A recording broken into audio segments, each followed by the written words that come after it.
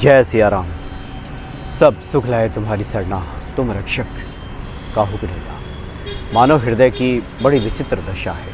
कभी तो वो प्रेम की अकुलाहट में अपने इष्ट को ढूंढते फिरता है, खोजते फिरता है, उसी के चिंतन में रहता है, उसी के मनन में रहता है। और कभी ऐसी भाव दशा भक्तों की होती है कि वो चाहता है कि क्या कुछ अर्पित कर दें अपने इष्ट को।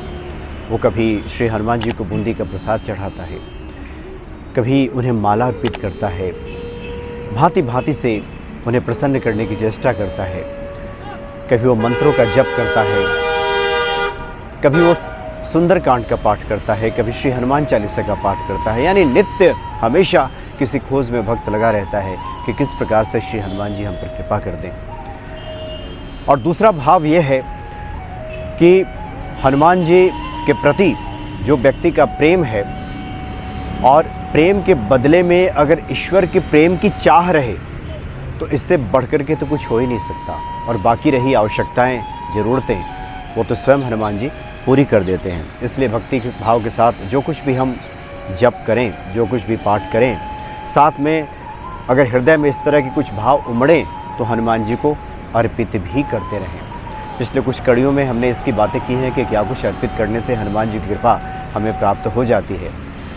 उसमें से भोग प्रसाद के साथ साथ अगर हम तिकोना झंडा हनुमान जी के मंदिर में जाकर लगा दें, या अपने घर के उत्तर पूर्व दिशा में ईशान कोण में अगर हम तिकोना झंडा राम राम लिखा हुआ, राम जी का, हनुमान जी का चित्र अंकित हुआ, अगर वहाँ पे लगा देते हैं तो उस व्यक्ति का यश चारों तरफ फैलता है। उसको समाज में कभी भी प्रतिष्ठा हनन की स्थिति उसकी नहीं आती। उसकी प्रतिष्ठा हमेशा समाज में बनी रहती है, उसका भाग्योदय होता है। साथ ही तुलसी दल की माला अगर शनिवार को और मंगलवार को 11 तुलसी दल लेकर के उसको धागे में पिरोकर और हनुमान जी का सिंदूर उसमें लगा के और एक माला बनाकर हनुमान जी को प्रभु श्री राम का स्मरण करते हुए अगर उनको अर्पित कर दिया जाए, इससे भी श्री हनुमान जी अतिशीघ्र प्रसन्न हो जाते हैं और भक्तों के मनोरथ सिद्ध हो जाते हैं। पीपल के पत्ते, आग के पत्ते की तो बात हुई है। एक महा उपाय आज हम आपको बताते हैं। गोस्वामी जी ने लिखा है कि कांधे मूंज जनेऊ साजे।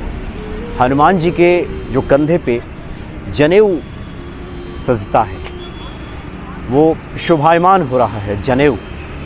इसलिए मंगलवार और शनिवार को जो भक्त हनुमान जी के मंदिर में जाकर हनुमान जी को जनेऊ अर्पित करते हैं, यज्ञोपवीत अर्पित करते हैं, तो उनका भाग्योदय होता है और दुख दारिद्र्य दूर हो जाता है, दुर्भाग्य से मुक्ति मिल जाती है। संतों का कथन है कि दुर्भाग्य अगर पीछा नहीं छोड़ रहा, कुछ भी हम कर रहे हैं और ऐसा लगता है जैसे दुर्भाग्य हमारे साथ जुड़ गया है, तो हनुमान जी के मंदिर में जाकर हनुमान जी को आप यज्ञोपवीत अर्पित कर दीजिए, उससे भाग्योदय होता है। घर में भी अगर हनुमान जी का विग्रह है और वहाँ आप जनेऊ अर्पित करते हैं, बाएं कंधे से लेकर दाहिनी तरफ उनको जनेऊ आप पहना देते हैं, धारण करा देते हैं, तो इससे भाग्योदय होता है।